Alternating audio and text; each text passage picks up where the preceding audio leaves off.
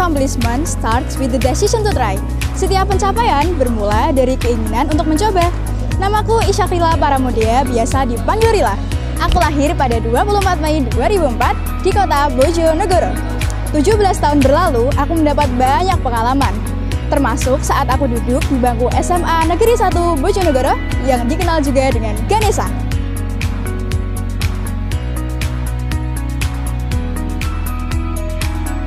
Hidup adalah masalah pilihan, dan setiap pilihan yang kamu buat membentukmu. Membawaku pada pilihan untuk tidak hanya mengejar prestasi di bidang akademik, tetapi juga mengembangkan bakat dan mengejar prestasi di bidang non-akademik. Tugas utama seorang pelajar adalah belajar.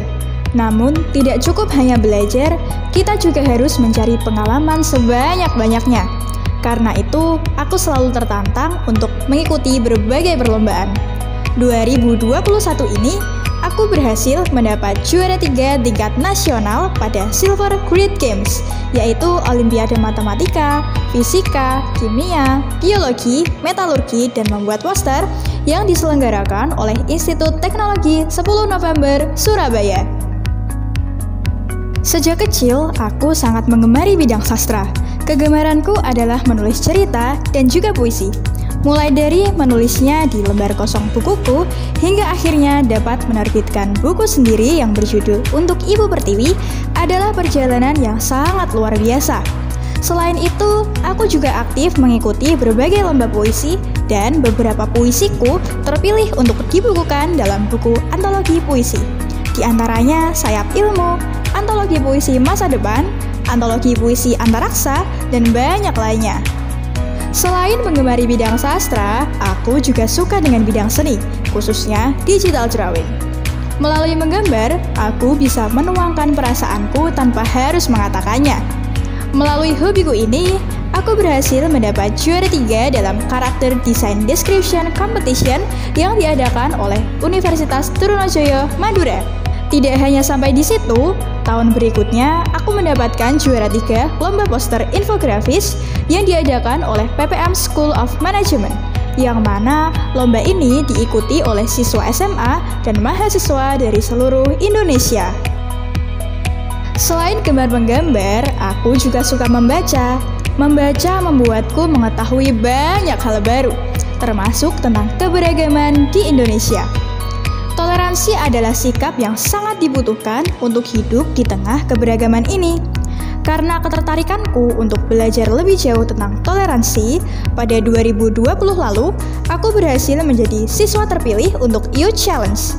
Kegiatan ini diadakan oleh CREATE bersama USAID, United States Agency for International Development, atau Lembaga Pembangunan Internasional Amerika Serikat, dan juga bersama HIVOS, Humanistic Institute for Unspeakling Saman Working, dari cabang Asia Tenggara. Melalui kegiatan ini, aku mendapat pendidikan tentang keberagaman dan cara menyikapinya, yaitu dengan toleransi. Tidak hanya itu, aku juga membuat karya yang mencerminkan keberagaman bersama siswa terpilih lain dari seluruh Indonesia. Dalam kegiatan itu, aku juga mendapat pendidikan tentang inklusi sosial. Mataku menjadi terbuka untuk memandang lebih luas. Melihat teman-teman difabel, hatiku tergerak untuk membantu mereka. Setiap Kamis, aku mengadakan penggalangan dana peduli disabilitas. Aku mengajak masyarakat untuk turut peduli dan memberikan bantuan. Nantinya, dana ini akan diberikan kepada teman-teman difabel di lingkunganku dan di sekolah luar biasa terdekat. Pandemi COVID-19 memaksa kita untuk di rumah saja 2 tahun terakhir ini. Selama itu pula kepekaanku tentang kesehatan mental semakin tinggi. Kejenuhan, kecemasan, dan perubahan menimbulkan banyak dampak negatif pada kesehatan mental masyarakat. Karena keadaan ini, aku mengkampanyekan suara-suara positif melalui podcast yang dipublikasikan melalui Spotify dan Instagram. Tujuannya agar pesan-pesan positif dapat tersebar dan bisa belajar bersama tentang kesehatan mental.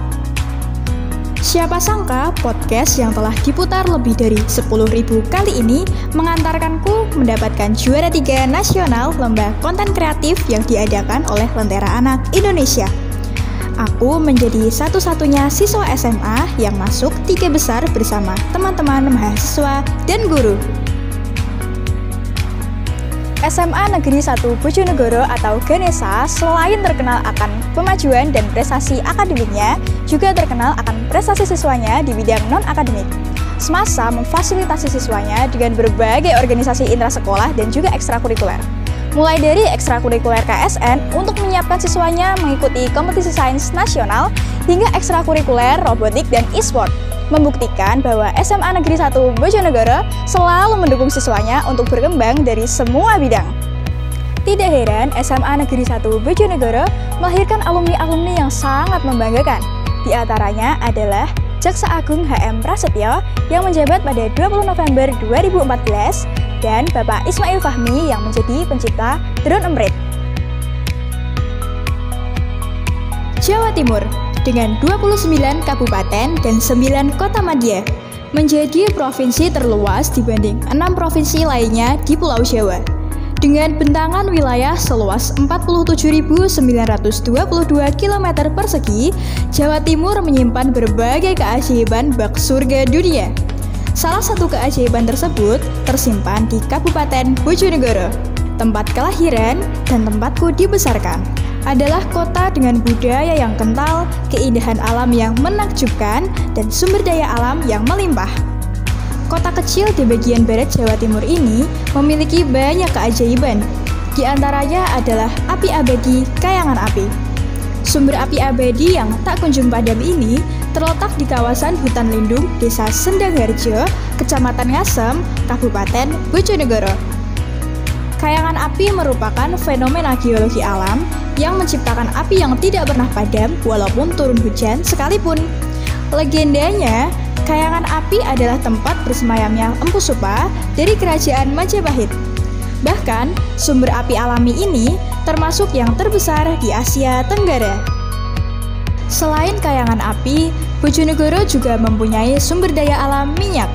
Lapangan produksi minyak Banyu Urip yang berlokasi di Desa Bonorejo, Kecamatan Gayam, Kabupaten Bojonegoro ini adalah produsen minyak nasional terbesar di Indonesia. Bahkan, produksi minyak ini mencapai 30% dari produksi minyak nasional. Selain keindahan dan sumber daya alam yang melimpah, Bojonegoro juga memiliki kebudayaan yang tidak kalah menarik. Tari Tenggul merupakan kesenian tradisional khas Bojonegoro yang menjadi ikon kota Bojonegoro. 2019 lalu, sebanyak 2050 penari Tenggul berhasil mencatatkan rekor di Museum Rekor Indonesia. Hal ini menunjukkan bahwa di Bojonegoro, kebudayaan selalu dilestarikan. Tidak cukup sampai di situ, setiap 2 tahun sekali di Kabupaten Bojonegoro diadakan Pawai Budaya. Pawai ini melibatkan seluruh masyarakat Bojonegoro dari berbagai usia. Tujuannya adalah untuk melestarikan kebudayaan yang ada agar tidak luntur oleh zaman. Pemuda adalah tonggak bangsa. Seperti kata presiden pertama kita, beri aku 1000 orang tua, niscaya akan kucabut Semeru dari akarnya. Beri aku 10 pemuda, niscaya akan kuguncangkan dunia. Hal ini membuktikan bahwa peran pemuda sangatlah penting untuk kemajuan bangsa Indonesia. Dan setiap pemuda memiliki bakat dan potensi masing-masing. Oleh karena itu, mari kita bertindak. Karena every accomplishment starts with decision to try.